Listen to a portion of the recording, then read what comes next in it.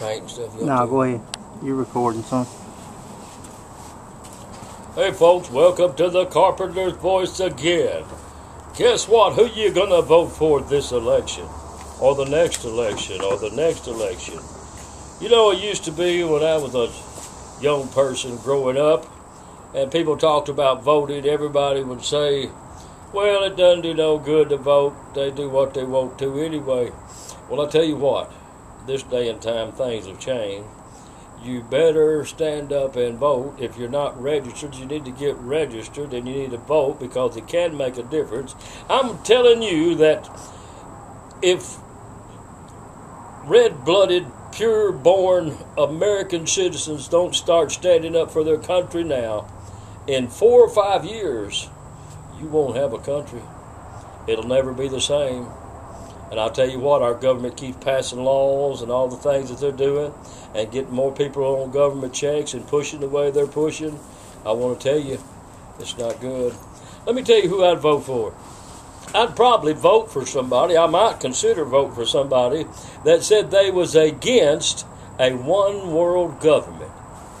What do you mean? Well, that would be important to me. Seeing as much television, I don't see everything, and I don't stay in front of that television all the time, but seems to me that I don't ever remember a politician running for a political office saying, I'm against a one-world government. Now, let me tell you what I have heard. I have heard the name global citizen used in my generation. Global citizen. Obama says he's a global citizen. Pelosi says she's a global citizen. I think I'll check into that. That must be pretty nice. I can go into any country, and I'm automatically, I just tell them I'm a global citizen, and I can do anything any of their native-born citizens can do. I mean, I don't know if that'll work. I don't believe China has global citizens because, if you marry a woman over there, I don't think she can come back home with you. She don't get to go because she's a citizen of that country. Well, so much for that. Hey, guess what? Daddy Bush was a Republican. He was president of the CIA, I remember. He was running for president against Ronald Reagan. Guess what? He lost. And guess what? Ronald Reagan said, hey, since you lost, will you be my vice president? And Daddy Bush said, sure. And so Ronald Reagan was president for 8 years, and Daddy Bush was vice president for 8 years, and then seeing that Ronald Reagan couldn't run that third consecutive term, Daddy Bush ran for president, and Daddy Bush got it. Now, just like Obama said a few months after he was president that American citizens are spoiled, that really hurts me because I think about all of our military out there in these foreign countries and in hostile countries and the attitude they have toward Americans already, and then have our president say, the commander-in-chief say, Americans are spoiled, and they look upon our soldiers and they say, they're spoiled. Oh, my help us. But listen, a few months after Daddy Bush was president, he was a Republican. He went on national TV. I saw him say it. I heard him say it. And by the way, before I recorded this, I've talked to several people who said they remember what he said. What did he say? What he said was, we need a one-world government. Yes, coming out of Daddy Bush's mouth, right after he became president of the United States. I never heard him say it again. I heard nobody comment on it. But I guess Glenn Beck and O'Reilly and some of the others weren't really in business at that time, or if it was, I didn't watch enough to see.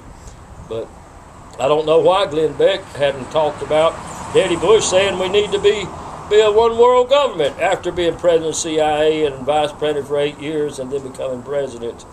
I wonder what's going on in Washington, D.C. How many people are in our government is working toward a one-world government? I tell you what, I want to see some men run for office and say, look, I'm pure 100% an American. I love people from other nations, but this is the United States of America, and I want this nation to be strong. Now, you know what? In order to become a United States, participate in a one-world government, what's going to happen?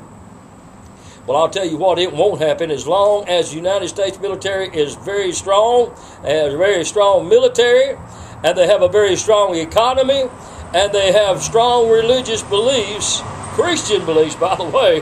Hey, I hate to say it, Christian beliefs. You will not overthrow America or let it melt into a one world government. So I guess what, if somebody wanted to bring this nation down, they would weaken its military.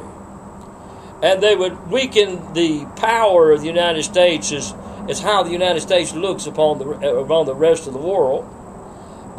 They look at its leadership. They look at the military as certain a big thing, because if you've got a strong military, then, you know, people really, they think about it twice. Sort of like a little boy picking on a big boy, you know. About a little boy, he might think, you know, I can run over him, but somebody that's twice his size, he might think about that before he tears into him. But weaken the military, weaken the economy, get to where most people are depending on government programs, government food stamps, government checks of all kinds, government housing. I mean, just get as many as you can on there, depending on the government, and then they're afraid to step out if they could make it on their own because they don't want to lose their check. Well,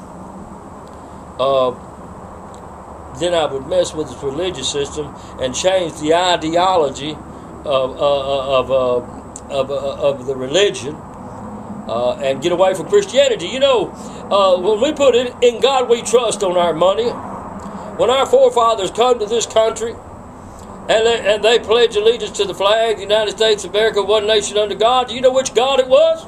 It was Jesus Christ, God in the flesh, God's Son. Yes, that was the one that our forefathers talked about. That was the ones that they worshipped.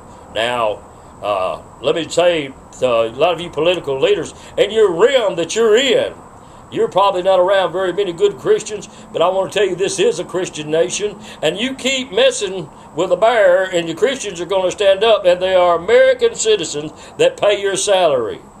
I want to say, to be a one-world government, people are going to try to change the ideology of religion and bring all kinds of religions in, and then they'll probably make it hard on the economy. I mean, what they don't give away jobs on foreign seas, they'll probably let 40 or 50 million more people come and finish raping the land and taking jobs from our young adults and our young teenagers that need to be working today.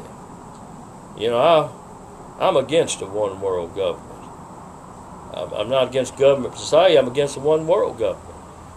And I don't think the government is to rule the people. I think it's supposed to be for the people and by the people. And the politicians are supposed to work for us.